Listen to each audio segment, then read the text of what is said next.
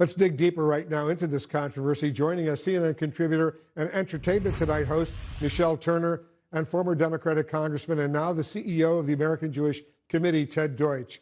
Ted, thanks so much for joining us. The director of the ADL, the Anti-Defamation League, described these consequences for Ye's hate speech as better late than never. What's your reaction to today's decision from Adidas and these other brands?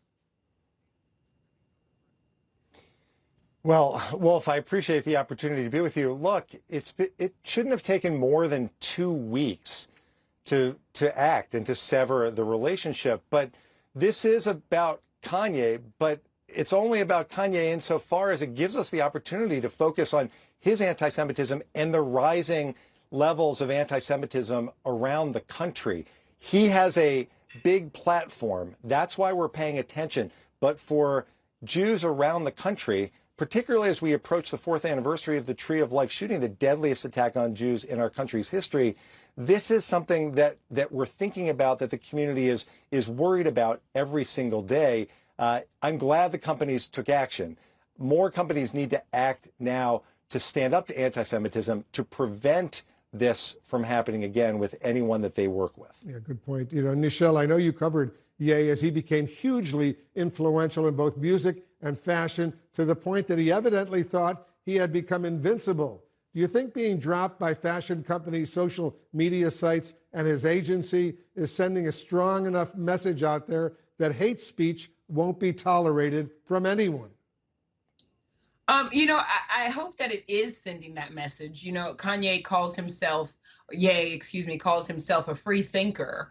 And I think that, you know, speech is free, thought is free, but there are, you know, very much so consequences when you say things that are deemed as hate speech. And I think we're seeing that play out in front of him today. I'm not sure what, if this is going to even be a tipping point for him. We haven't heard a lot from him in the last few days. But I know that people around him are still saying, you know, he's still allowed to think the way he thinks. These companies are allowed to disassociate themselves, but they want to make sure that he, in the arena of the monetary game, that he's still being paid. I'm not sure what's going to happen here, but I think that we are all learning a lesson.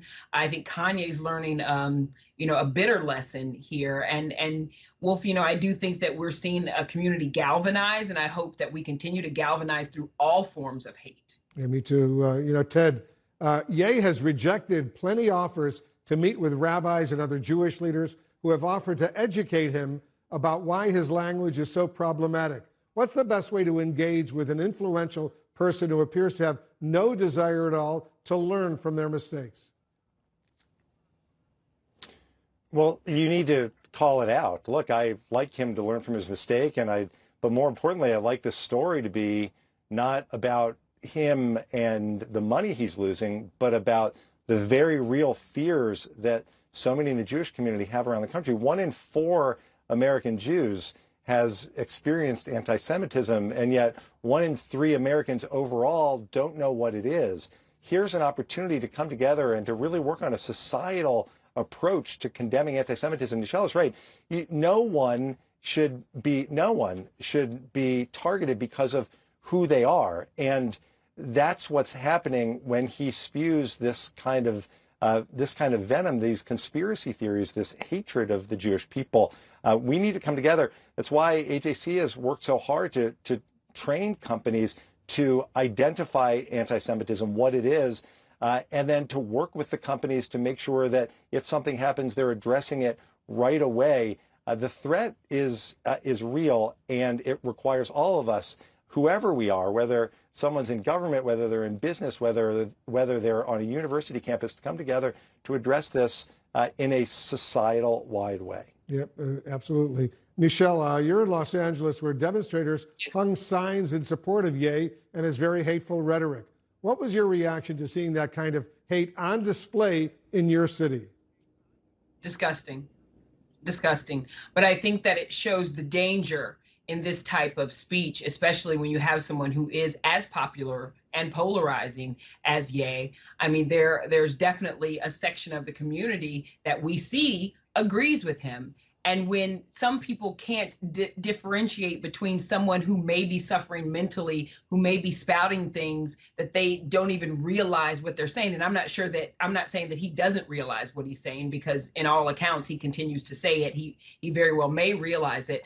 But what I'm saying is it's dangerous when someone who has a platform like him spouts these things, because there are a lot of people in society who can't tell the difference and who believe in that and who take that as a sign that they have been validated and they could act on these things. It's dangerous. I mean, we think of Los Angeles, as a city of liberation a lot of times, and a lot of liberals and progressive thought. But we saw that on display, that there are a lot of people who really have a lot of hate and evil in their heart, and they use this as a jumping off point to spew it. Yeah, so sad. Nichelle Turner and Ted Deutch, thanks to both of you for joining us. Appreciate it very much.